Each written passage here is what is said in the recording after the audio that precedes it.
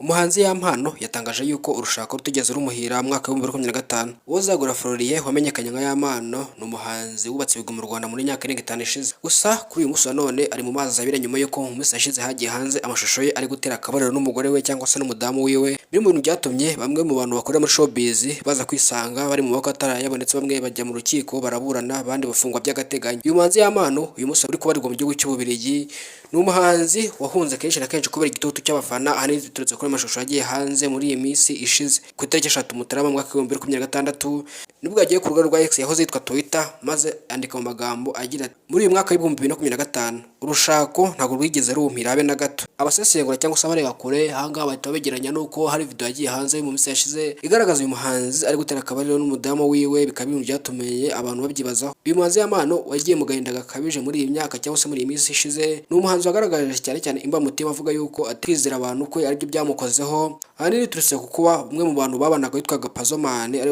uri mu bantu bashyize video hanze, ndetse abandi bakayikwirakwiza. Gusa uyu Pazomani ngo niwe washyize hanze by'umwihariko kubera yuko niwe muntu afite access cyangwa se afite ubushobozi bwo gufata kuri telefone, cyangwa se afite ubushobozi cyangwa se access yo gufata kuri telefone ya Yampano cyangwa se kwigiraho ububasha. Uyu muhanzi Yampano agomeza avugira ati urushako ntabwo rwigeze rumpira. Abasesengura iby'imibanire y'aba bantu bombi bavuga yuko uyu mugore ashaka kuba yari yatumwe cyangwa se ari gatumwa. Ahanini turetse kuba iyi video igiye hanze bigaragara ko uyu mugore nawe yari yamukaye cyangwa se yari yagaragaza iyi video yafashwe aba bombi bari muri iki gikorwa, byagaragaye ko bose bagabizi neza ko iyi video irimo gufatwa. Umuhanzi Yampano wasuye indirimbo mu minsi yashize, gusa uyu munsi wa none ari mu gihugu cy'Ububiligi aho ari kuruhuka cyangwa se ari mu biruhuko.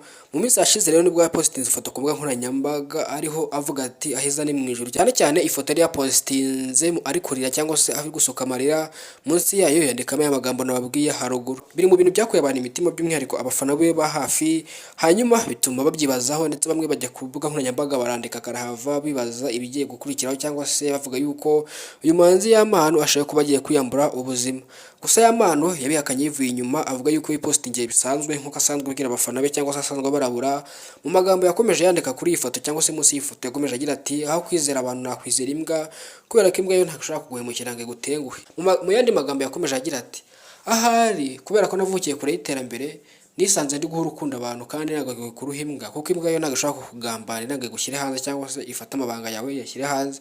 Imbwa ikubera umubanyi mwiza ubuzima bwawe bwose kugira igihe mutandukaniye, ntabwo ari kimwe n'umuntu isaha ku isaha ushobora kugutenguha. Komeza ubane natwe kuri Taifa Rwanda. Njye nitwa Eliza Taifa, ndabashimiye cyane, Imana ibarinde. Mwebwe mudahwema kubana nanjye hano kuri Taifa Rwanda, ndetse mugomeza kwiyongera mu muryango mugari Taifa Rwanda. Imana ibahe umugisha. Ciao ciao.